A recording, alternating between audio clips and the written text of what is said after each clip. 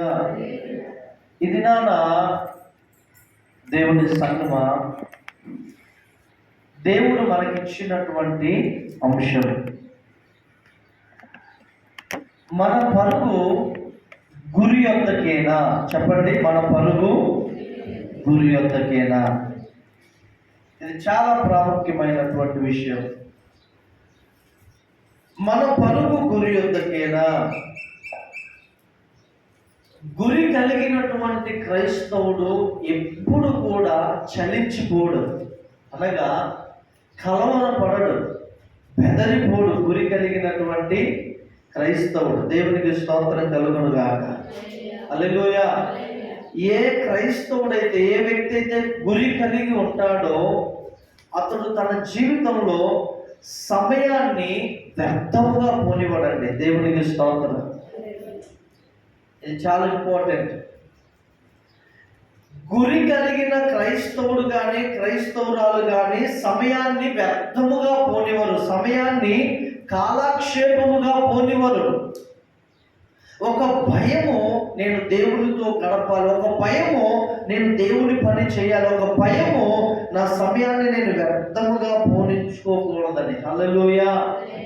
ఏ క్రైస్తవుడైతే గురి కలిగి ఉంటారో వారు చాలా జ్ఞానము కలిగి ప్రవర్తిస్తూ ఉంటారు, నమ్రతతో ప్రవర్తిస్తూ ఉంటారు, అనాలోచితంగా అడుగులు వేయరు. దేవునికి స్తోత్రం.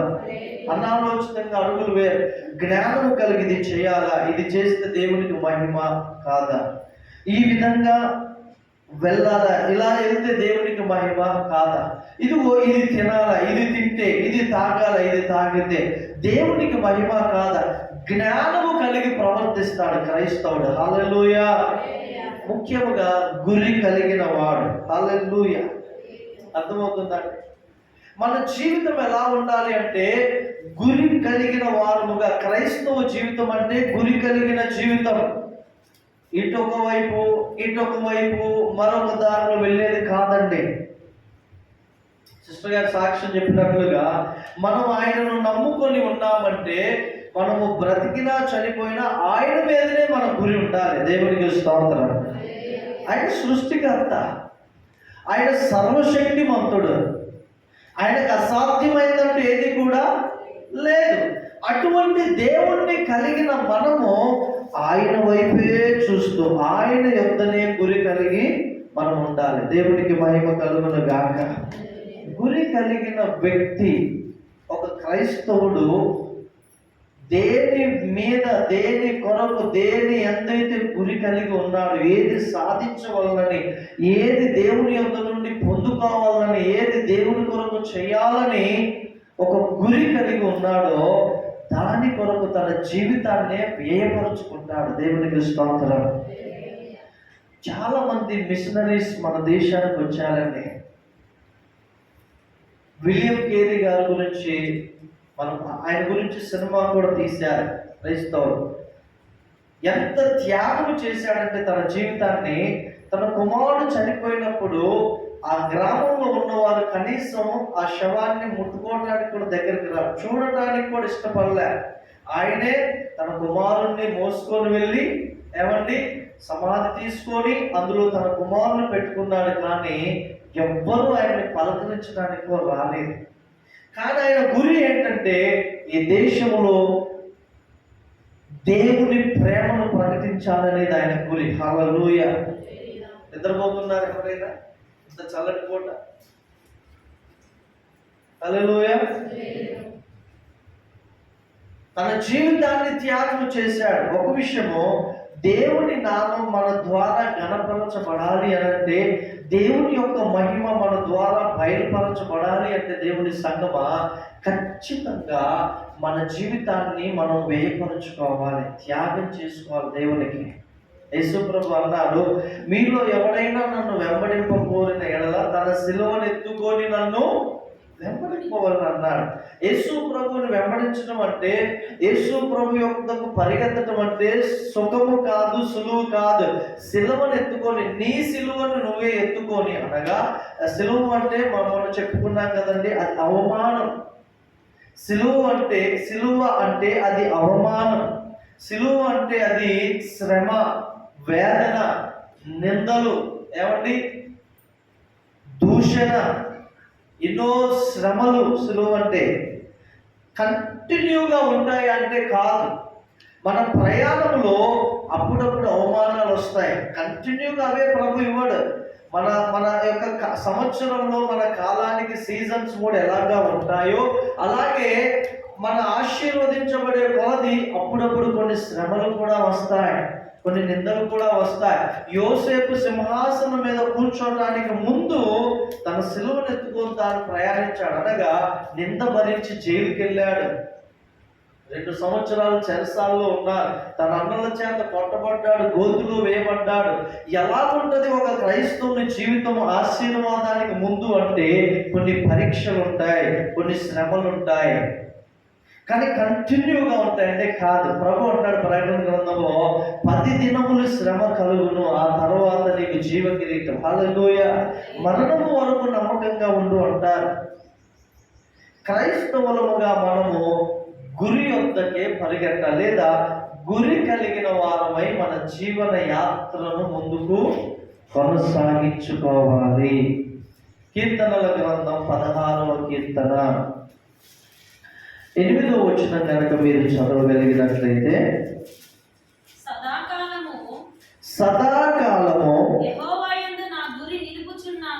ఇక్కడ దావీదు అంటున్నారండి, సదాకాలము యెహోవా యొద్ద నా గురి, యెహోవా యందు నా గురి నిలుపుచున్నాను.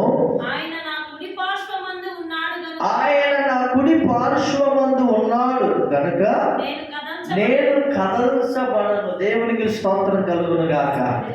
ఈ దావీదు అనేటటువంటి వ్యక్తి ఎవరి మీద గురించుతున్నాడంట? యెహోవా యందు గురించుతున్నాడు. ఈ ఆత్మీయమైన స్థితిలోనికి సంఘము ప్రవేశించాలి. ఈ దైవికమైనటువంటి మార్గంలోనికి సంఘము ప్రవేశించాలి. దేవుని బిడ్డలారా, ఒక గురి మనం కలిగి ఉండాలి. దేవునికి స్తోత్రం. హల్లెలూయా. సహజంగా క్రైస్తవుల్లో అవిశ్వాసులుగా ఉన్నటువంటి వారు, లేదా విశ్వాసమందు కొంచెం బలహీనులుగా ఉన్నవారు ఎలా ఉంటారంటే, ఏదైనా ఒక శ్రమ కలిగినప్పుడు అప్పుడు వారు ఒక తీర్మానం చేసుకుంటారు, ప్రభు ఇదిగో ఈ శ్రమలో నుండి నన్ను బయటికి తీస్తే, ఈ రోగంలో నుండి నన్ను బయటికి తీస్తే ప్రభువా ఇదిగో నేను నీ కొరకే బ్రతుకుతా అంటారు. ఒక తీర్మానంలోకి వస్తారా? ఆ యొక్క పరిస్థితిలో దేవుడు ఎప్పుడైతే కనికరించి ఆ శ్రమ, ఆ రోగం నుంచి విడిపిస్తారో కొంతకాలం గురి కలిగినట్లుగా ఉంటారు. ఆ తర్వాత మరలా ఈ దారిలో పోతారు, ఈ దారిలో పోతారు, ఆ దారిలో వెళ్తారు. దేవుడు అంటే ఒక గురిని కలిగి ఉండరు, విడిచిపెట్టేస్తారు. కానీ దావీదు ఏమంటున్నాడంటే సదాకాలము. ఎప్పటి వరకు అండి? 40 రోజులు అన్నాడా? 40 రోజులు ఉపవాస ప్రార్థన చేసినంత కాలమే అన్నాడా? 21 రోజులైనా కాదు. సదాకాలము యెహోవా యందే నా గురి నిలుపుచున్నాను. హల్లెలూయా. దేవుని బిడ్డలారా, దావీదుకి శ్రమలు రాలేదా? ఏమంటే దావీదుకి కష్టం రాలేదా? దావీదు శత్రువుల చేత తరమబడలేదా? ఇవన్నీ జరిగిన నా గురి యెహోవాయే అంటున్నాడు. హల్లెలూయా. ఆయన నా కుడి పార్శ్వమందు ఉన్నాడు కనుక నేను కదల్చబడను. ఎందుకు కదల్చబడను అనంటే మన యొక్క వేరు, మన యొక్క మూలము దేవుని యందు ఉంది కాబట్టి. హల్లెలూయా. కదల్చబడను. దేవుని స్తోత్రం. జమ్మూ కాశ్మీర్లో కాల్పులు జరిగింది మనకు తెలుసు. క్రైస్తవుని అడిగాడంట, నువ్వు ఇస్లాం మతాన్ని స్వీకరించు, నిన్ను వదిలేస్తాను, నువ్వు బ్రతుకు అని అంటే ఆయన అన్నాడంట, నేను అంగీకరించిన నా ప్రభు యేసుక్రీస్తు అన్నాడంట. హెచ్చరించారంట, గద్దించారు, వినకపోవడం బట్టి కాల్ చేశారు. దేవుని కొరకు ఒక వ్యక్తి ఒక గురి కలిగి ఉంటే ఆ గురి మార్గం మధ్యలో ఎన్ని వచ్చినా నేను ఆ గురి నాది కాదు అని చెప్పలేడండి. ప్రభు కొరకు ప్రాణమైన ఇస్తాం కానీ ఆయనను కాదు అని చెప్పలేము. ఒకవేళ నేను ఓకే నువ్వు చెప్పినట్టు వింటానయ్యా, నువ్వు చెప్పినట్టు ఉంటాను, నన్ను వదిలేయని ఒకవేళ నువ్వు అక్కడి నుంచి వచ్చి ప్రశాంతంగా బ్రతకగలవా అంటే నీ జీవితాంతో ఆ నేరారోపణ నిన్ను దోషిగానే ఉంచుద్ది. ఎగ్జాంపుల్, యూదా ఇస్కరియోతు యేసు ప్రభువును అమ్ముకున్నాడు, కానీ అతను సంతోషంగా బ్రతికాడా? అతని మీద నేరారోపణ అతని మనస్సాక్షి ప్రతిరోజు కూర్చుతుంది. అందుకనే అతడు ఊరేసుకొని మరీ చనిపోయాడు. అది ఇంకా భయంకర, రోజు చంపుతూ ఉంటుందండి. ఎందుకు అంటే ఇంత గొప్ప దేవుణ్ణి నేను కానని చెప్పానా, ఇంత గొప్ప రక్షకుణ్ణి నేను ఎరగనని చెప్పాను, ఆయన వద్దు నాకు ఇది కావాలని చెప్పానా అని మనలో ఉన్న మనస్సాక్షి ప్రతిరోజు చంపుద్ది. అప్పుడు అనిపిస్తుంది, అప్పుడే నా దేవుని కొరకు ధైర్యముగా నిలబడితే నేను ఇప్పుడు ప్రతిరోజు చనిపోయేవాడిని కాదు కదా. శుభవార్త, క్రీస్తు కొరకు హతసాక్షులైన వాళ్ళ కొరకు 1000 ఏళ్ల పరిపాలన ఎదురు చూస్తుంది. హల్లెలూయా, హల్లెలూయా. సరే, మంచిది, దేవుడు పెట్టారు. ఇంకో మాట, కొరింథీయులకు రాసినటువంటి పత్రిక, మొదటి పత్రిక 9వ అధ్యాయము 25వ వచనం. 9వ అధ్యాయము 25వ వచనం. మరియు జాగ్రత్తగా వినండి అమ్మా, పందెమందు పోరాడు ప్రతివాడు అన్ని విషయముల యందు. చూశారండి, పందెమందు పోరాడు ప్రతివాడు అన్ని విషయములందు ఎలా ఉంటాడంట? ముందు నోరు కంట్రోల్లో ఉంచుకుంటాడు పరిగెత్తేవాడు. బిర్యానీ ఎట్లా పడితే అట్లా విచ్చలవిడిగా ఒక పద్ధతి ప్రకారం మితముగా ఇంతే అన్నట్లుగా అన్ని విషయాల్లో, అతను పడుకునే విషయంలోనూ ఏమండి అన్ని విషయాల్లో చాలా మితముగా ఉంటాడు. దేవుడికి స్తోత్రం. ఇప్పుడు పందెమందు పోరాడేవాడు సడన్ గా పందెంలో దిగుతాడా? ముందు నుంచే ప్రాక్టీస్ చేస్తాడా? ఎక్సర్సైజ్ ముందు నుంచే చేస్తాడు. దేవుడు ఏమంటున్నాడంటే ఇక్కడ అన్ని విషయంలో మితముగా ఉంటాడు. వారు క్షయమగు కిరీటము పొందుటకును, మనమైతే అక్షయమగు కిరీటం పొందుటకును మితముగా ఉన్నాం. అర్థమవుతుందంటే ఇక్కడ 2 కిరీటాలు దేవుడు వివరిస్తున్నారు. అయ్యా, 2 కిరీటాలు. ఒకటేమో క్షయమైపోయే కిరీటం. ఏంటి ఆ కిరీటం? ఆ వ్యక్తి 10 మంది పరుగెడతాడు, పోరాడతాడు, గెలుస్తాడు, ఒక బంగారు కిరీటం ఇస్తారు, లేదా విలువైన కిరీటం బహుమానం ఇస్తారు, 1000 మంది ప్రజల్లో చప్పట్లు కొడతారు, అయిపోయింది కథ. కానీ దేవుడిచ్చే కిరీటం అంట, ఏ కిరీటం అంట? అది అక్షయమగు కిరీటము. ఇక అది క్షయమైపోదు. ఇప్పుడు ఈ లోకంలో ఇప్పుడు మనం స్కూల్లో కొన్ని కిరీటాలు పొందుకుంటాం గెలిస్తే, అవి కొన్ని సంవత్సరాల తర్వాత చూస్తూ తుప్పు పట్టిపోతాయి, మాసిపోతాయి, అవి ఎక్కడో పోతాయి, ఉండవు ఇక చివరి వరకు. అవునా కాదా? కానీ యేసు ప్రభు ఇచ్చేటటువంటి కిరీటం అక్షయ కిరీటం. దేవునికి స్తోత్రం, హల్లెలూయా. ఈ ఆత్మీయమైన పరుగులో ఎవరైతే పోరాడుతారో ఏమన్నాడు అక్కడ? ఇక్కడ చూడండి, మరియు పందెమందు పోరాడేవాడు ప్రతివాడు అన్ని విషయములను మితముగా ఉన్నాడు, వాడు క్షేమ కిరీటమును పొందుట, మనమైతే అక్షేమ కిరీటం పొందుటకు మితముగా ఉన్నాను. కాబట్టి నేను గురి చూడని వాని వల్లే పరిగెత్తువాడను కాను. ఇప్పుడు రన్నింగ్ పోటీ పెట్టారండి, పరుగుల పందెం. ఇక్కడ స్టార్టింగ్ అయ్యే కాడ ఒక వైట్ అంటే గీత, ముగ్గుతో గీత ఏదో వస్తారు. ఎండింగ్ అయ్యే కాడ కూడా ఏముంది? కొన్ని జెండాలు పెడతారు, అడ్డంగా 2-3 లైన్లు పెడతారు. ఆ మొదటి గీతను ఎవరైతే తాకుతారో వారే జయిస్తారు. ఇప్పుడు మీరు చూడండి, వాళ్ళు పరిగెత్తేటప్పుడు ఆ సైడ్ ఈ సైడ్ ముగ్గు పోస్తారు, ఆ దారిలోనే పరిగెత్తాలి, దాటి బయటికి వెళ్ళకూడదు. నేను ఇలా తిరిగి వస్తానంటే ఈలోపు వీళ్ళు జయిస్తారు. ఇక్కడ దేవుడు ఏం చెప్తున్నాడంటే, గురి చూడని వాడి వల్లే పరిగెత్తువాడను.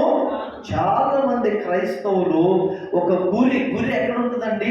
లక్ష్యము దగ్గర ఉంటుంది గురి. అవునా కాదా? ముగింపులో ఉంటుంది గురి. ఇప్పుడు 10th క్లాస్ చదివేవాడి గురి ఎక్కడ ఉంటుంది? టెస్ట్ పేపర్ల మీద ఉంటుందా? కానీ అది చేయాలి. ఎక్కడ ఉంటుంది వాడి గురి? మెయిన్ గురి ఏడ గురి పెట్టుకొని చదువుతాడు? ఏమా, నేను ఖచ్చితంగా ఫైనల్ ఎగ్జామ్లో ర్యాంకు కొట్టాలి, నా ఫోటో ఫ్లెక్సీలో పడాలి, మంచిగా అందరూ చూసి నన్ను మెచ్చుకోవాలి, అక్కడ గురి పెట్టుకొని ఇక్కడ నుంచే చదువుకుంటూ వెళ్తాడు. అవునా కాదా?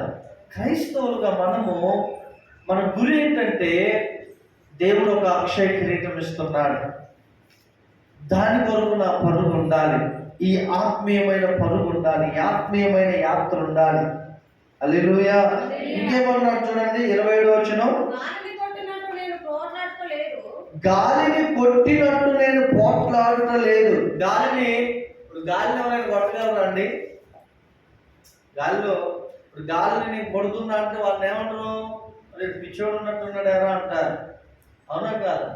ఇదిగో నేను గాలిని కొడుతున్నాను. ఇప్పుడు గాలిని కొడితే ఏమన్నది?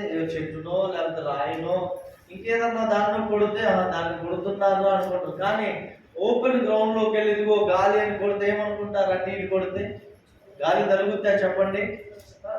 ఇక్కడ దేవుడు ఏమన్నాడంటే, గాలిని కొట్టినట్టు నేను పోట్లాడలేదు, కానీ ఒకవేళ ఇతరులకు ప్రకటించిన తర్వాత నేనే భ్రష్టుడనై పోదునేమో అని నా శరీరమును నలగగొట్టి దానిని, దేవునికి స్తోత్రం, హల్లెలూయా.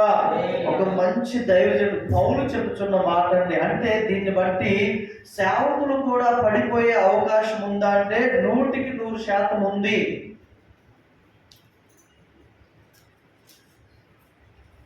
అందుకే పౌలు అంటున్నాడు, ఇతరులకు ప్రకటించిన తర్వాత నేను భ్రష్టుడనై పోదునేమో, నా శరీరం నలగొట్టి దాన్ని లోపరుచుకుంటున్నాను, తన కంట్రోల్లో పెట్టుకుంటున్నాడు. ఒక నిగ్రహ శక్తి కలిగి ఉన్నాడు పౌలు. హల్లెలూయా. ప్రతి వారు భ్రష్టులైపోయే అవకాశం ఇప్పటి కాలంలో చాలా దగ్గరగా ఉంది. నిన్ను గనక నువ్వు కంట్రోల్ చేసుకోకపోతే, నీ శరీరమును కంట్రోల్ చేసుకోకపోతే, నీ మనస్సును కంట్రోల్ చేసుకోకపోతే పాపంలో పడతావు, మరలా లెగుస్తావు, పాపంలో పడతావు, మరలా లెగుస్తావు. ఇదే ఉంటుంది. కొన్నిసార్లు కొంతమంది లెగుస్తారు, లేకపోతే అదే పాపంలోగా రాజీ పడి కొట్టుకొని పోతూ ఉంటారు. కానీ మనం అలాగూ ఉండకూడదు. హల్లెలూయా. సో గురి కలిగి ఉండాలి. మనము జాగ్రత్తగా వినండి, ఏ విషయాల్లో మనం గురి కలిగి ఉండాలి. ఈ విషయాలు 3 జాగ్రత్తగా జ్ఞాపకం చేసుకుందాం. హల్లెలూయా. ఏ విషయాల్లో మనం గురి కలిగి ఉండాలి? Praise the Lord, praise the Lord. ఈ విషయాల్లో గురి కలిగి ఉండాలి. మొట్టమొదటిగా, ఈ లోకములో యేసు ప్రభువే మన గురి అయి ఉండాలి. దేవునికి స్తోత్రం కలుగునుగా. హల్లెలూయా. యేసు ప్రభువే మన గురి అయి ఉండాలి. లోకంలో డబ్బు మన గురి అయి ఉండకూడదండి. చాలా మంది ధనాపేక్షలై తమను తాము పొడుచుకున్నారు. ఒక్క విషయం మీకు చెప్తాను, జాగ్రత్తగా వినండి. మీరు ఎన్ని సంపాదించుకున్నా కానీ మీరు చనిపోయేటప్పుడు మీతో పాటు ఏమైనా తీసుకెళ్తారా? ఒకటి ప్రశ్న. మరి ఎందుకని నువ్వు విడిచిపెట్టి వెళ్ళే దాని కొరకు నువ్వు గురి కలిగి ప్రయాసపడుతున్నావు? యేసు ప్రభు అన్నారు యోహాను సువార్తలో 5వ అధ్యాయంలో అనుకుంటా, క్షయమైపోయే ఆహారం కొరకు కష్టపడకూడదు కానీ నిత్య జీవము కలగజేసే అక్షయమైన ఆహారం కొరకు కష్టపడుడి అన్నాడు. ఏంటి అక్షయమైన ఆహారం అంటే? ఈ దేవుని వాక్యమే. దేవునికి స్తోత్రం, హల్లెలూయా. సో దేవుని సంగమా, ఈ లోకములో యేసయ్యే మన గురి అయి ఉండాలి. కొంతమంది ఎవరి బిడ్డలను చూస్తుంటే ఎంత ఇష్టము కలుగుద్దంటే, ఎంత సంతోషం కలుగుద్దంటే, యవ్వన ప్రాయంలో దేవుణ్ణే వారి యొక్క ప్రియుడిగా కలిగి ఉంటారు, దేవుణ్ణి వారి యొక్క తండ్రిగా కలిగి ఉంటారు. ఎవరు బిడ్డలు 10 సంవత్సరాలు, 11, 12 సంవత్సరాలు వారి యొక్క చదువు చక్కగా చదువుతారు, ఖాళీ సమయాల్లో లేదా దేవుడికి ఇచ్చే సమయాల్లో నమ్మకంగా ప్రార్థన చేస్తారు, వాక్యం చదువుతారు. ఎంత ఆశీర్వాదం అండి, ఎంత దీవెనకరం. కొన్ని కుటుంబాల్లో ప్రతిరోజు వాళ్ళ పిల్లలు కంటత వాక్యం చెప్తారు, కంటత వాక్యం చెప్పి అప్పుడు టిఫిన్ చేస్తారు. ఎంత ఆశీర్వాదం అండి, వాక్యాన్ని గుండెల్లో నింపుకుంటూ ఉంటాం. ఎంత దీవెనకరం. యేసయ్యే ఈ లోకంలో మనకు గురై ఉండాలి. హల్లెలూయా.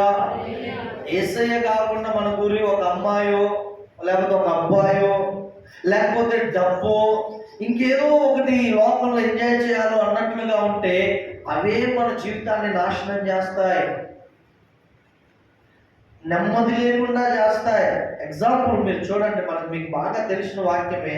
సంసోన్ని దేవుడు ఫిలిస్తీన్ల చేతిలో నుండి ఇశ్రాయేలును విడిపించడానికే తల్లి గర్భములో ఎన్నుకున్నాడు సంసోను దేవుడు.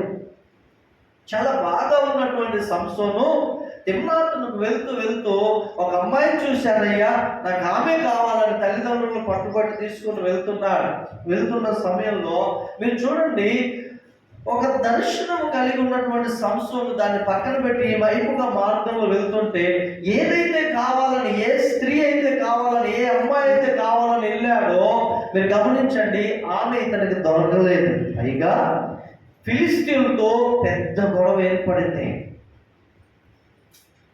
చివరికి ఎలా వెళ్ళిపోయాడు అనంటే, దేవుని యొక్క పని దర్శనాన్ని కూడా పక్కన పెట్టి ఏమండి అతను వెళ్ళిపోతూ ఉన్నాడు వేశ్యలతో సహవాసం చేయడం. హల్లెలూయా. అతని గమ్యము సమాధానంగా లేదు. సంసోను గమ్యం, అతని ప్రయాణం, అతని యాత్ర, ఎందుకంటే గురి తప్పిపోయింది. అక్కడ ఏం తప్పిపోయింది? గురి తప్పిపోయింది. దేవుని యందు యవన బిడ్డలుగా మీరు యేసు ప్రభునే గురిగా కలిగి నీవు ముందుకు కొనసాగకపోతే నీ జీవితం అధోగమ్యంగా, ఒక ఫలము లేనిదిగా, కొన్ని సంవత్సరాలు అటు కొట్టుకుంటావు, కొన్ని సంవత్సరాలు ఇటు కొట్టుకుంటావు, ఏమీ ఉండదు. ఈ లోకంలో అంత మాయ. దేవుని బిడ్డలారా జాగ్రత్తగా విన, అంత మాయ నీ జీవితాన్ని అలా పీల్చి నీ జీవితాన్ని ఒక గురి లేని వ్యక్తిగా చేస్తుంది. హల్లెలూయా. చాలామంది యవనస్తులకు నేను చెప్పాను, చాలామంది విన్నారు, కొంతమంది వినలేదు. విన్నవారి జీవితము, వినని వారి జీవితం అంటే సొంతగా ఏం కాదు, ప్రభు ప్రేరేపిస్తే చెప్పిన మాట చాలా వ్యత్యాసముగా ఉన్నాయి. అందుకే దేవుని బిడ్డ ఎవరి బిడ్డలుగా మీకు మీ గురి దేవుడు యేసయ్యే అయి ఉండాలి. హల్లెలూయా. సరిగ్గా 12 సంవత్సరముల వయసులో యేసు ప్రభు అంటున్న మాట ఏంటో తెలుసా? నేను నా తండ్రి పనుల మీద ఉండవాలని మీరు ఎరుగరా అంటున్నారు. ఎవరిని? మరియను యోసేపుని. నేను నా తండ్రి పనుల మీద ఉండవాలని మీరు ఎరగరా అని యేసు ప్రభు ప్రశ్నించి తిరిగి ఇంటికి వెళ్ళి 52వ వచనం అనుకుంటా, ఆయన వారికి లోబడి ఉన్నాడంట, మరియకు యోసేపునకు. హల్లెలూయా. 30 సంవత్సరాలు చక్కగా పని చేశాడు, వడ్రంగి పని చేశాడు, తల్లిదండ్రులకు సహకారిగా ఉన్నాడు, పోషణ కొరకు కష్టపడ్డాడు, పని చేశాడు యేసు ప్రభు. ఆ సమయంలో ధర్మశాస్త్రం చదివాడు, వాక్యము చదివాడు. హల్లెలూయా. మన గురి ఎవరై ఉండాలి? యేసు ప్రభు. ఫిలిప్పీయులకు రాసిన పత్రిక 3వ అధ్యాయం అందరూ తీయండి.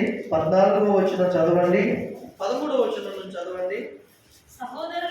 3:13 పేజీ నంబర్ 180 కొత్త నిబంధన. సహోదరులారా, ఇదివరకే పట్టుకొని ఉన్నానని తలంచుకొనను, అయితే ఒకటి చేయుచున్నాను, వెనక ఉన్నవి మరచి ముందున్న వాటి కొరకై వేగిరపడుచు క్రీస్తు యేసునందు దేవుని ఉన్నతమైన పిలుపునకు కలుగు బహుమానమును పొందవలనని ప్రియతకే పరిగెత్తుచున్నాను. కాబట్టి మనలో సంపూర్ణమైన వారందరము ఈ తాత్పర్యమే కలిగి. 14వ వచనం చూడండి. క్రీస్తు యేసునందు దేవుని ఉన్నతమైన పిలుపునకు కలుగు బహుమానము పొందవలనని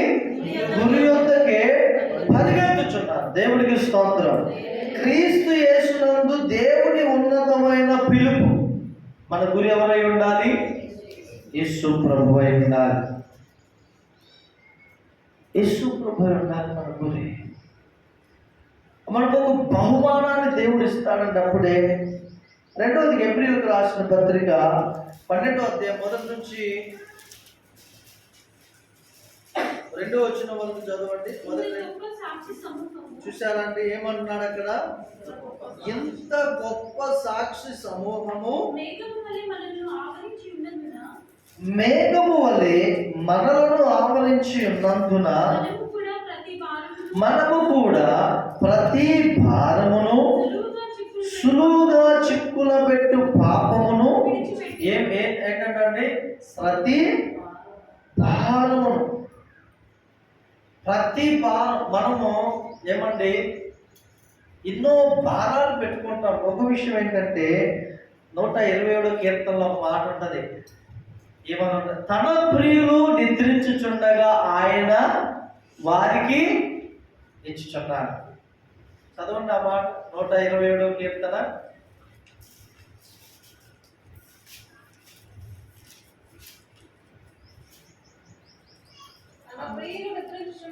వచ్చిన ఎంత 3 2వ వచనం.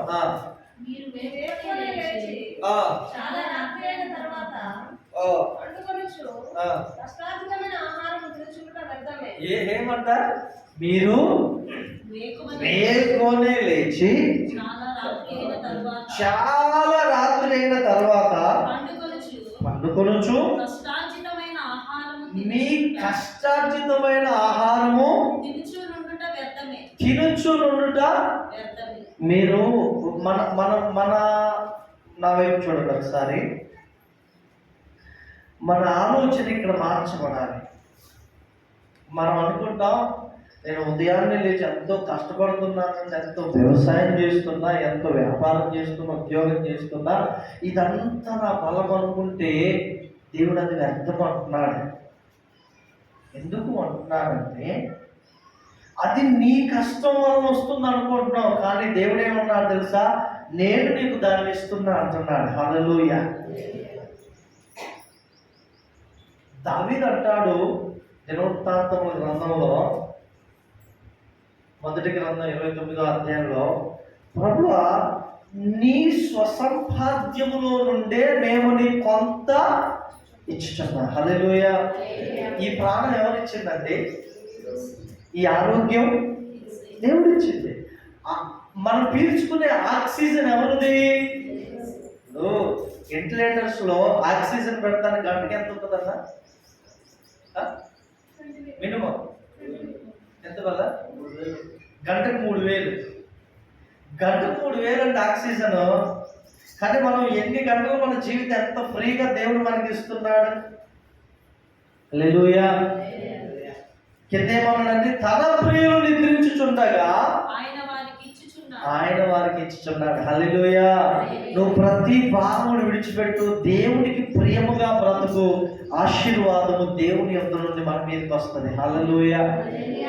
అలాగే నువ్వు పని చేయద్దని కాదు దేవుడు చెప్పేది. నువ్వు ఏది చేసినా దేవునికి ప్రాధాన్యత ఇచ్చి, దేవునికి ప్రార్థన చేసి, ప్రభువా నేను ఇది చేస్తున్నాను, నువ్వు నన్ను ఆశీర్వదించండి కనుక నువ్వు ప్రారంభిస్తే అది నీకు ఆశీర్వాదకరంగానే మార్చబడుద్ది. హల్లెలూయా. ప్రతి భారమును సులువుగా చిక్కులు పెట్టు పాపమును విడిచిపెట్టి. ఒకవేళ ఇక్కడ కూర్చున్న మనలో ఎవరమైనా దేవుని బిడ్డలారా సులువుగా చిక్కులు పెట్టే పాపాలు ఉంటాయి, వాటిని విడిచిపెట్టాలి. వాటిని ఏం చేయాలి? విడిచిపెట్టాలి. ఒక చేతిలో కనుక మనం పాపమును పట్టుకొని దేవుణ్ణి వైపే గురి కలిగి ఉన్నాను అనంటే దట్ ఈస్ నాట్ యాక్సెప్టబుల్. అది అంగీకరించబడదు. ఇది విడిచిపెడితేనే మనం గురి యొద్దకు పరిగెడతాం. హల్లెలూయా. సులువుగా చిక్కులు పెట్టు పాపమును విడిచిపెట్టి అది విశ్వాసమునకు కర్తయు దానిని కొనసాగించువాడును నైనా యేసు వైపు చూచుచు. మన గురి ఎవరండి? యేసయ్య. మన గురి యేసయ్యే. సంసోను అంతా తిరిగాడు, అంతా అనుభవించాడు. చివరికి బందీకానాలో ఉండి తిరగలు విసురుతూ అప్పుడు కన్ను తెరిచి, అయ్యా నన్ను క్షమించు నాయన, మరలా నా వెంట్రుకలు నాకి అంటే ఏమన్నాడు తెలుసా? ఇదిగో నీ వైపు గురించుతున్నా, నేను నీ వైపు గురి ఉంచినప్పుడు కలిగిన అభిషేకం ఏదైతే ఉందో మరలా అభిషేకం నాకు ఇవ్వయ్యా అన్నాడు. నిజంగా అది చెప్పుకోదగ్గ విషయం. ఎందుకంటే మరలా సంసోను దేవుని దగ్గరికి పశ్చాత్తాపడి వచ్చాడంటే, ఏ వ్యక్తి అయితే పాపమును విడిచిపెట్టి అనుభవపూర్వకంగా యేసయ్యని ఎరగాలని పశ్చాత్తాప హృదయంతో వస్తారో వారు ఖచ్చితంగా యేసు ప్రభువుని పొందుకుంటారు. హల్లెలూయా. సంసోనుకి దేవుడు మరలా అభిషేకం ఇచ్చాడు. మరలా ఎందుకైతే సంసోను దేవుడు ఎన్నుకున్నాడు ఫిలిస్తీన్లను హతమార్చడానికి, అది సంసోను ద్వారా దేవుడు జరిగించాడు. నిశ్చయముగా దేవుడు జరిగించాడు. ఆమేన్. ఇక్కడ విశ్వాసములకు కర్త, దానిని కొనసాగించేవాడైన యేసు వైపే మనం చూడాలి. దేవునికి స్తోత్రం. దావీదు అంటాడు, వేకువనే, ఎప్పుడంట? వేకువనే నీ స్వరూప దర్శనంతో నా ఆశ తీర్చుకుంటా అంటాడంటే, పొద్దున్నే లేచి నేను నిన్ను చూస్తానయ్యా అంటున్నాడు. అదంటే క్రైస్తవ జీవితం అంటే. నువ్వు లేవగానే ప్రభువును చూస్తూ ఆయనతో మాట్లాడాలి. అది మన విశ్వాస జీవితానికి విజయంగా మార్చబడేది. అదే అండి. లేవగానే మనం ఎవరిని కలుసుకోవాలి? యేసయ్యని కలుసుకోవాలి. లేవగానే మోకరించి యేసు ప్రభువుని చూస్తూ ప్రార్థన చేయాలి. ఆయన వైపే చూస్తూ కనుక మన దినాన్ని, మన రోజుని ప్రారంభిస్తే ఆ రోజంతా విజయకరంగా, జయకరంగా మార్చబడుతుంది. దేవునికి స్తోత్రం. రెండవదిగా, మొదటిగా ఈ లోకంలో మన గురి యేసు ప్రభు మీద ఉండాలి. ఆయనే మన గురి అయి ఉండాలి. ఆమేన్. రెండవదిగా దేవుని బిడ్డలారా, మన గురి క్రైస్తవులుగా మన గురి, కొండమ్మ గారు వింటున్నారా? హాయిగా నిద్రపోతున్నారా? ఏనండి? ఓకే. హల్లెలూయా. ఇక్కడ కృష్ణపల్ గారు కూడా చిన్న పుణికేసుకున్నట్టు దయా వెళ్ళుకోకుండాలి, వాక్యం వినాలి. రెండవదిగా మన గురి పరలోకం మీద ఉండాలి. దేవుని స్తోత్రం. ఎక్కడ చెప్పండి? పరలోకం. పరలోకం మీద మన గురి ఉండాలి. ఒక 10th క్లాస్ స్టూడెంట్ వాళ్ళ గురి ఫైనల్ ఎగ్జామ్ మీద ఎలా ఉంటుందో, ఒక వ్యవసాయకుడి గురి పంట కోసేటప్పుడు, ఫలం ఇంటికి వచ్చేటప్పుడు ఆ కడవల వర్షం మీద ఎలాగైతే ఉంటుందోనండి, ఒక క్రైస్తవుని గురి పరలోకం మీదనే ఉండాలి. హల్లెలూయా. ఎక్కడ ఉండాలి? పరలోకం మీద. మన గురి పరలోకం మీద ఉండాలి. కొలస్సీలకు రాసిన పత్రిక 3వ అధ్యాయం 1వ వచనం చదవండి.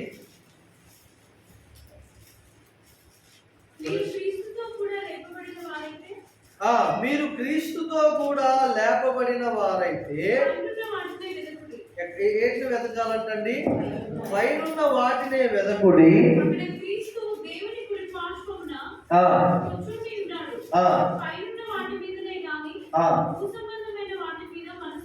చూసారండి?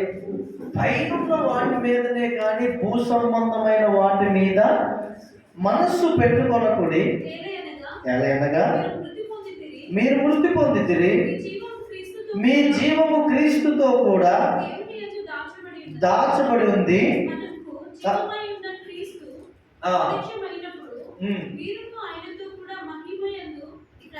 మీరును ఆయనతో కూడా మహిమయందు ప్రత్యక్షపరచబడుదురు అనంటే ఇంకా మీరు పరలోకములోనికి చేర్చబడదురు. దేవునికి మహిమ కలుగును గాక.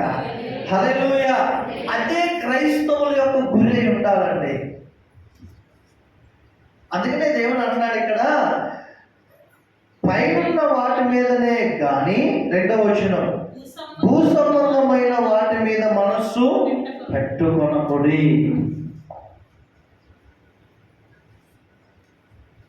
హల్లెలూయా.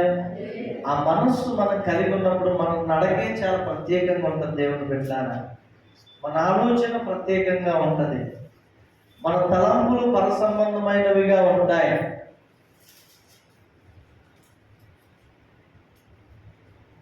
హల్లెలూయా.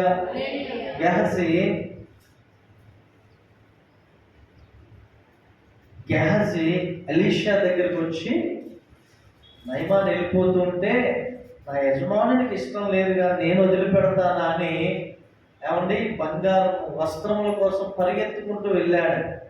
ఏం కోల్పోయాడు తెలుసా? అంటే అక్కడ దైవజనుడు అంటాడు తిరిగి వచ్చినాక గేహజీ తోటి, ఏమయ్యా, ఆస్తులు, పొలములు, వెండి, బంగారం సంపాదించుకుంటకి ఇది సమయమా? ఇది సమయమా?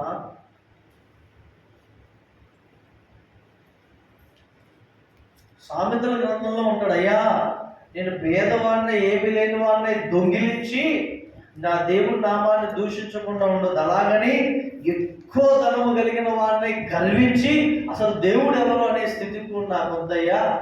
ఈ రోజు ఆహారం ఆ రోజు ఉండేటట్టు నన్ను ఆశీర్వదించాలని ప్రార్థన చేస్తాను. హల్లెలూయా. ఇంకొక మాట ఉంటుంది బైబిల్లో, ధనము హెచ్చినను దాని యందు మనస్సు ఉంచొద్దు. దేవునికి స్తోత్రం. ధనము హెచ్చినను దాని యందు మనస్సు ఉంచొద్దండి. నిజంగా మన మనస్సు దేని మీద ఉండాలంట?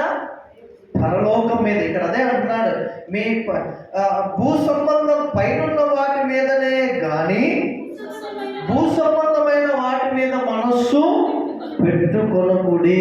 ఏలయనగా మీరు మృతి పొందితిరి, మీ జీవం క్రీస్తుతో కూడా దేవుని యందు మీరు మృతి పొందితురంటే ఏంటి? ప్రభు అంటారు, మీరు బాప్తిస్మమందు ఏం చేయబడుతున్నారు? పాతి పెట్టబడుతున్నారు. Praise the lord. హల్లెలూయా. మీరు బాప్తిస్మమందు పాతి పెట్టబడుతున్నారు అనగా మీరు మృతి పొందుతున్నారు ఈ లోక విషయంలో. ఒకసారి మారు మనసు పొంది, నాకు ఈ లోకం వద్దు, ఈ సిగరెట్ వద్దు, ఈ వ్యభిచారం వద్దు, ఈ తాగుడు వద్దు, ఈ బూతులు వద్దు, అసలు ఈ లోక స్నేహం నాకు వద్దు అని మారు మనసు పొంది బాప్తిస్మం తీసుకొని సమాధి చేయబడిన తర్వాత కూడా మరలా నువ్వు వాటి వైపు వెళ్తావు. ఎవరైనా చచ్చినోడికి ఆహారం కావాలంటాడండి? చచ్చినోడు చేయి లెగుస్తుందా? కాలు లెగుస్తుందా? నో. మనము ఏ విషయంలో చనిపోయాము అనంటే ఈ లోక పాప విషయంలో చనిపోయి సమాధి చేయబడ్డాం, సిలువ వేయబడ్డాం.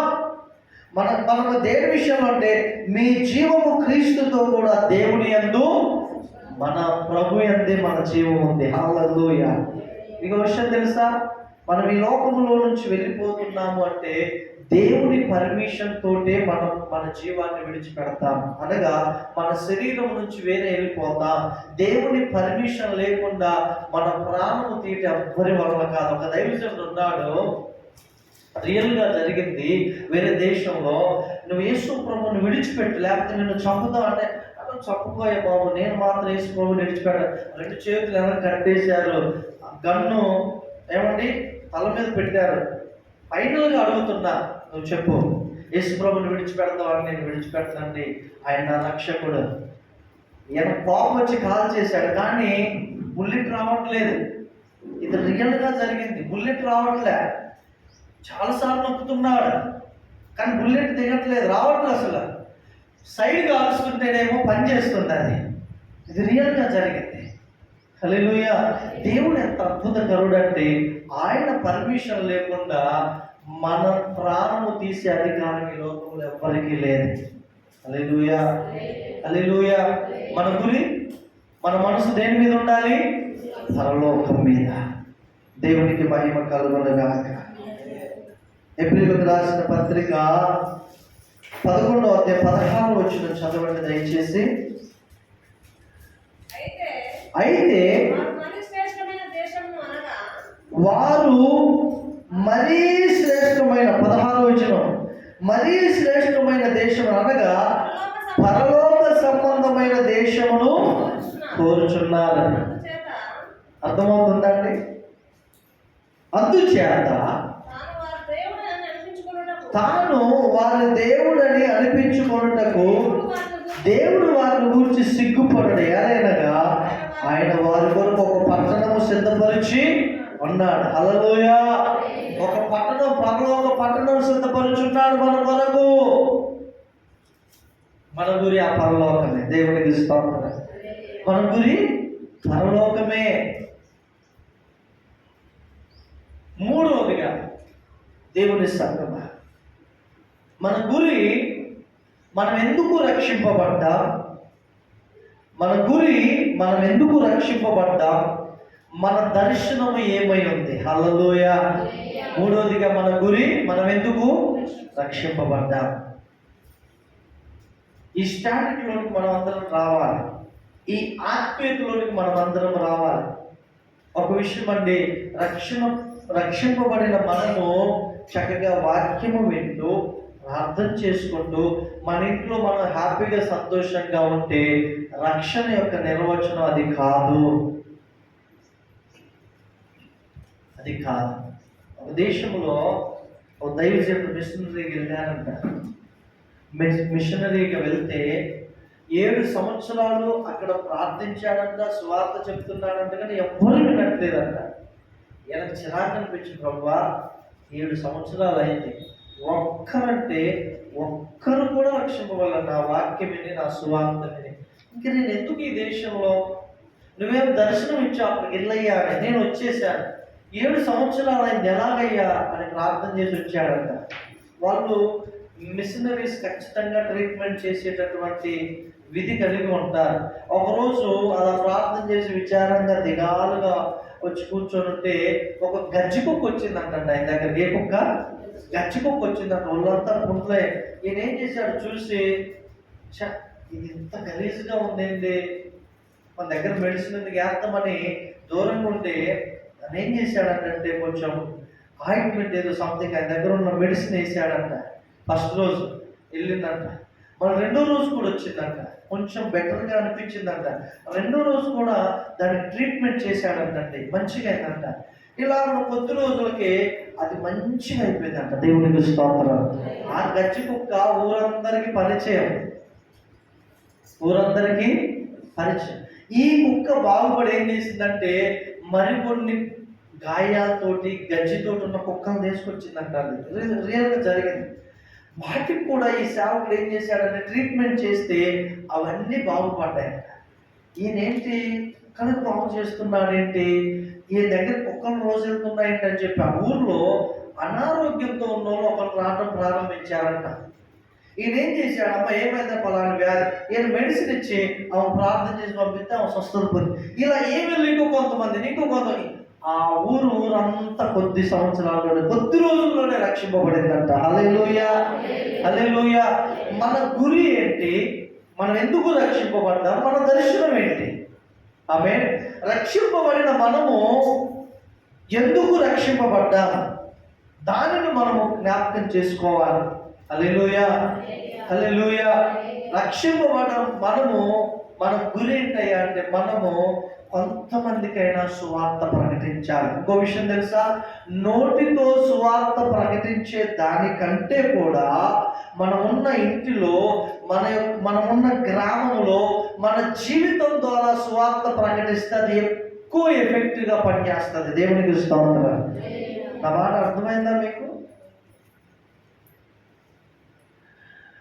కడపత్రాలు పట్టుకొని సువార్త వెళ్ళడం మంచిదే, కానీ దానికంటే కూడా మనం ఉన్న ఇంట్లో, ఊర్లో మన సాక్ష్యము దేవునికి మహిమకరంగా ఉండేటట్లు కాపాడుకుంటే, వీళ్ళు దేవుని బిడ్డలు బాబు, వీళ్ళ ప్రవర్తన ఎంత బాగుంది, వీళ్ళందరినీ ప్రేమిస్తారు, అందరినీ గౌరవిస్తారు, వీళ్ళు చాలా భక్తిగా బ్రతుకుతారు, పరిశుద్ధంగా ఉంటారు, వీళ్ళతో పాటు నేను కూడా చర్చికి వెళ్తానని వస్తారు. అది నిజమైన సాక్ష్యం, సువార్త. హల్లెలూయా. ఒకసారి చూడండి, పేతురు రాసినటువంటి మొదటి పత్రిక, మనం ప్రార్థన చేసుకుందాము ఈ మాటలు చదువుకున్నాక. 2వ అధ్యాయము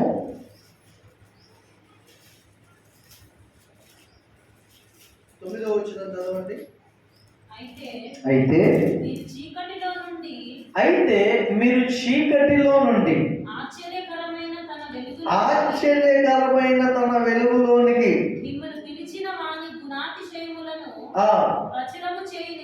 ఏం చేయ నిమిత్తము యేసయ్య గుణాతిశయములు ఏమిటి? ప్రేమ, పరిశుద్ధత, రక్షణ, స్వస్థత, ఇవి ప్రచురము చేయ నిమిత్తము వంశమును,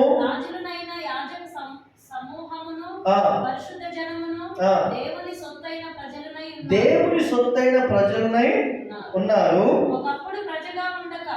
ఆ, ఇప్పుడు దేవుని ప్రజ అయితిరి. ఆ, ఒకప్పుడు కనికరింపబడక ఆ. ఇప్పుడు కనికరింపబడిన వారైతిరి. 11వ వచనం అందరూ చదవండి కలిసి.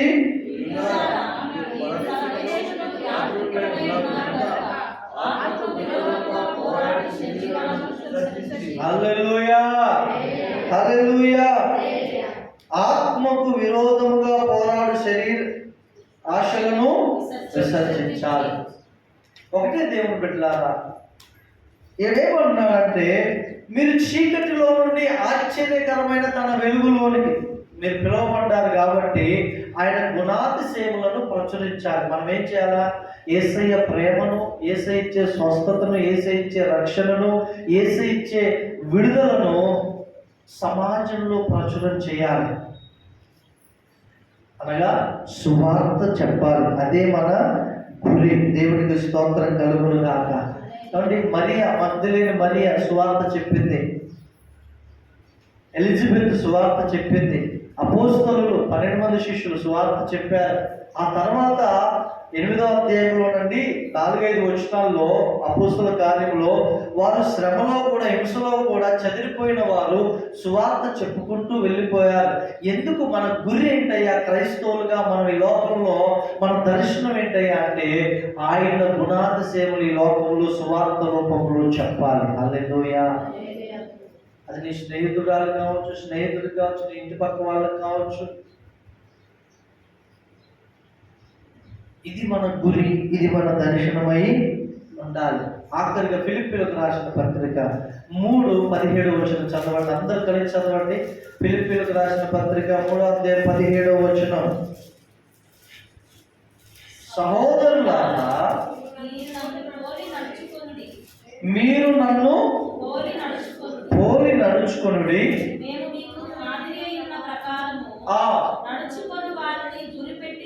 హల్లెలూయా. మేము మీకు మాదిరి ఉన్న ప్రకారం నడుచుకున్న వారిని గురిపెట్టి, గురి ఉండాలండి. ఎవరిని పడితే వాళ్ళని అనుసరించొద్దు. మనం ఈ లోకంలో చాలా దుర్బోధలు, తప్పుడు బోధలు వస్తున్నాయి. అవి వాక్యానికి సరిదూగుతాయా లేదా అనేది విచారించి గురి చూసి మనం వారిని అనుసరించాలి, వెంబడించాలి. దేవునికి స్తోత్రం. హల్లెలూయా.